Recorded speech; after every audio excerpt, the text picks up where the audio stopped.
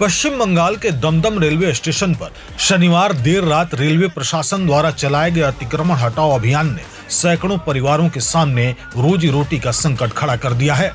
भारी पुलिस बल, RPF, GRP, Kolkata police और केंद्रीय बलों की मौजूदगी में बुलडोजर चलाकर रेलवे की जमीन पर बनी हॉकर्स की दुकानों और ढांचों को ध्वस्त कर दिया गया। रात भर चले इस अभियान के बाद स्टेशन परिसर और उसके आसपास का पूरा इलाका मलबे में तब्दील हो गया। रेलवे अधिकारियों का कहना है कि यह कार्रवाई रेलवे की जमीन पर बने अवैध ढांचों को हटाने और यात्रियों की सुविधा बढ़ाने के लिए की गई। अधिकारियों के अनुसार स्टेशन पर प्लेटफॉर्म नंबर 1 से 4 तक और स्टेशन के प्रवेश मार्गों पर बने अवैध स्टॉलों को हटाना जरूरी हो गया था। इसी उद्देश्य से यह अभियान चलाया गया। हालांकि दूसरी ओर प्रभावित हॉकर्स और वामपंथी ट्रेड यूनियन सीटू ने इस कार्रवाई का कड़ा विरोध किया है। उनका आरोप है कि रेलवे प्रशासन ने पुनर्वास की कोई व्यवस्था किए बिना गरीब दुकानदारों की जीविका छीन ली। हॉकर्स का कहना है कि उन्हें कुछ समय और देने का आश्वासन दिया गया था, लेकिन उसी रात अचानक बुलडोजर कार्रवाई शुरू कर दी गई। जैसे ही देर रात अभियान शुरू हुआ, बड़ी संख्या में हॉकर्स स्टेशन पहुंच गए और अपनी दुकानों से सामान बचाने की कोशिश करने लगे।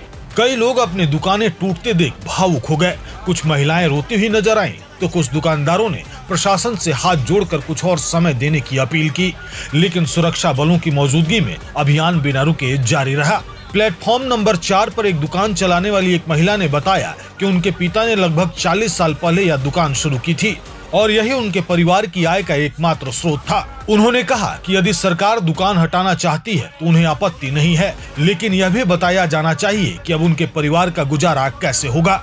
वहीं सीटू नेताओं और वामपंथी नेताओं ने रेलवे प्रशासन पर अमानवीय रवैया अपनाने का आरोप लगाया। नेताओं का कहना है कि हॉकर्स पहले से ही आर्थिक संकट से जूझ रहे हैं और ऐसे समय में बिना वैकल्पिक व्यवस्था के उन्हें उजाड़ देना अन्यायपूर्ण है।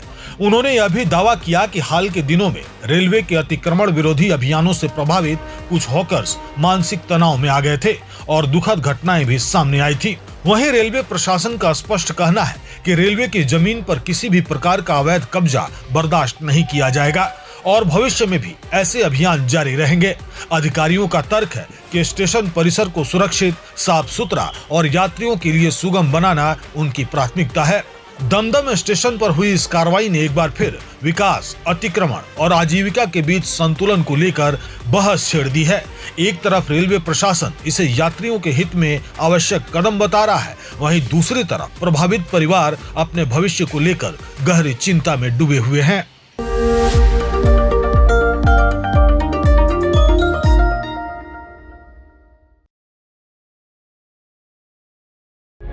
प्रभातखबर.com, विश्वास वही, रफ्तार नहीं।